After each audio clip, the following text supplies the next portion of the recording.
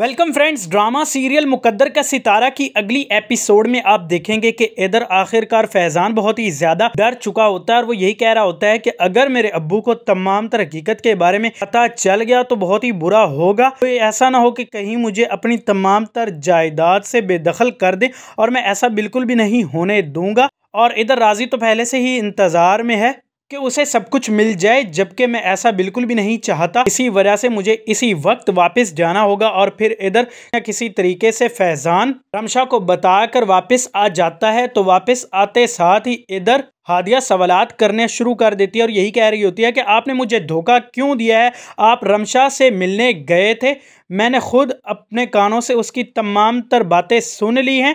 आप इस कदर झूठ बोल सकते हैं, मैं ऐसा तसव्वुर भी नहीं कर सकती थी। जिसके बाद इधर फैजान बहुत ही ज़्यादा समझाने की कोशिश कर रहा होता है और बात को टाल मटोल कर बुलाने के लिए भी कह रहा होता है। इसी दौरान इधर सफदर साहब भी आ जाता है और उसे भी सब कुछ पता चल जाता है। फिर उसके बाद वो अच्छी खासी सुना देता है इधर फैजान को भी, और यही कह रहा होता है कि तुमसे तो कुछ भी तवक्को रखना बिल्कुल बेकार और फजूल है। मैंने तुम्हें इतना अच्छा और इतना बड़ा मौका दिया अपने आप को साबित करने के लिए, लेकिन तुम उसमें भी नाकाम रहे हो।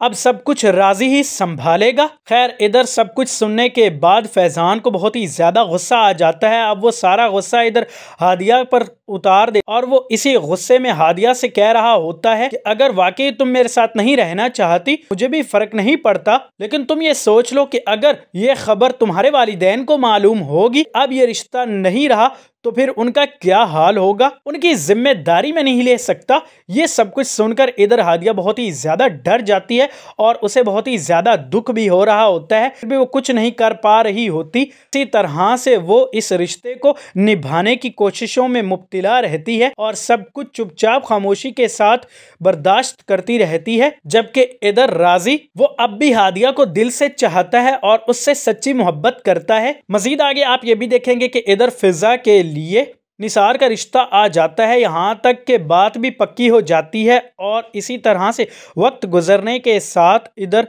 निसार की शादी भी हो जाएगी फिजा के साथ ही।